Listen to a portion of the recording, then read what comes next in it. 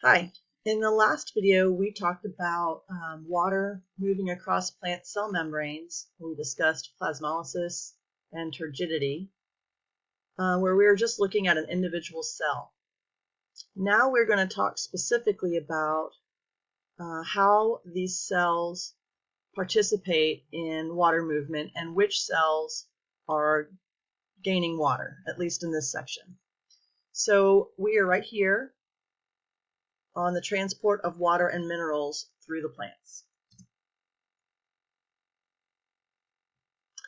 Remember that water enters the plants through the roots. And where does that water need to go? Eventually it needs to get to the vascular tissue, specifically to the xylem. So between this short video and the next one, we will see how water moves from the soil through the root and into the center of the root where the vascular tissue's found.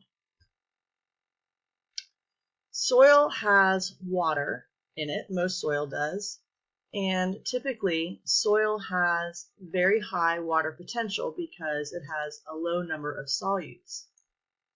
If you look at this figure here, this over here is the soil. This has high water potential and low osmotic concentration or low solute concentration. Here is the cytoplasm of a root cell, and since we're talking about the movement of water, we know that this is a root hair because those are the cells that pick up water from the soil. So within the cytoplasm of the root hair, it has very low water potential, meaning it has a whole lot of solutes dissolved in the cytoplasm.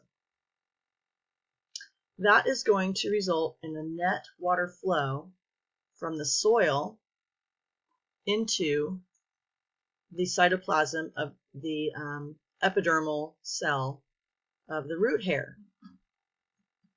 One other thing that happens, which we're not going to spend much time on, is that the root hair will actively pump in some additional nutrients from the soil that can't passively move through the cell membrane and the cell wall. So that active transport and the using of energy to bring in more solutes into the cytoplasm of the plant cell is actually going to make this difference in water potential even greater, which is going to increase the net water flow from the soil into the root. So remember, in this scenario, water is going to flow from the soil, area with high water potential. It's going to flow into the cell, the plant cell, which again is going to be a root hair. Going to flow passively through osmosis.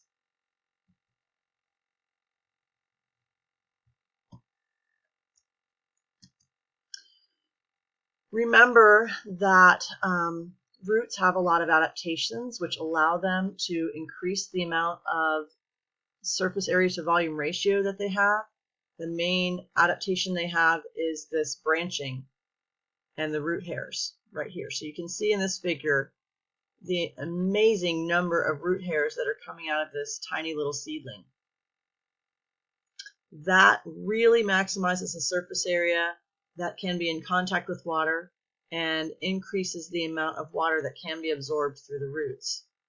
If you look over on this figure right here, you can see here's that epidermal cell that has been modified, and it's a root hair. So this is just one epidermal cell. You can see that the root hair is extended out into the soil, and there's little pockets of water that are in contact with it. These pockets of water, the point of contact between the root hair and the water, is where the water is going to enter the root hair through osmosis because of that differential water potential that we just talked about.